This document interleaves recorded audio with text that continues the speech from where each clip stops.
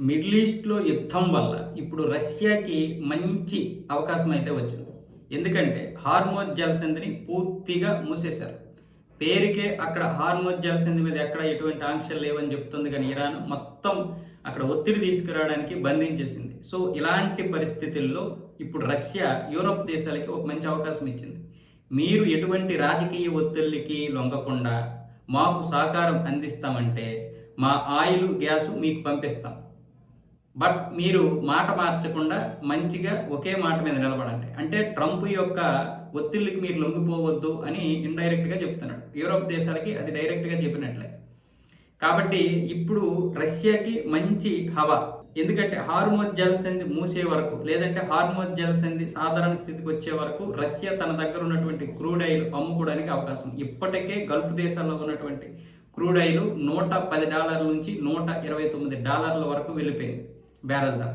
ఒక్కొక్క దగ్గర ఒక్కొక్క విధంగా ఉంది. సో ఇలాంటి పరిస్థితుల్లో రష్యా అవసరమైతే $100కే ఒక్కొక్క బ్యారెల్ అమ్మే అవకాశాలు ఉన్నాయి.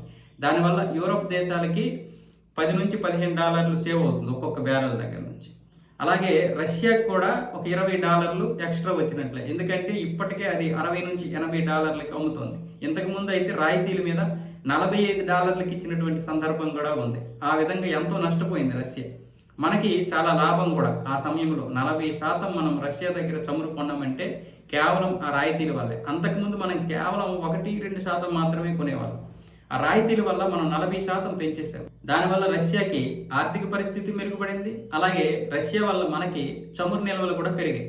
ఈ రెండు దేశాలు ఆ విధంగా పరస్పరం మంచిగా ఉన్నాయి. కానీ అమెరికా ఆంక్షలు విధించిన నేపథ్యంలో మనం కొనడం తగ్గించాం. అయినా సరే చైనా లాంటి దేశాలు, మిగతా దేశాలన్నీ బాగానే కొన్నాయి.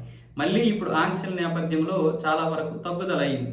దాంతో ఇప్పుడు మిడిల్ ఈస్ట్ యుద్ధం వచ్చిన తర్వాత ఇప్పుడు హార్మోజ్ జలసంధి దగ్గర తీవ్ర ఇబ్బందులు ఎదురవుతున్నాయి. కాబట్టి ఇప్పుడు యూరోప్ దేశాలకి రష్యా చమురు చాలా అవసరం, పైగా దగ్గర.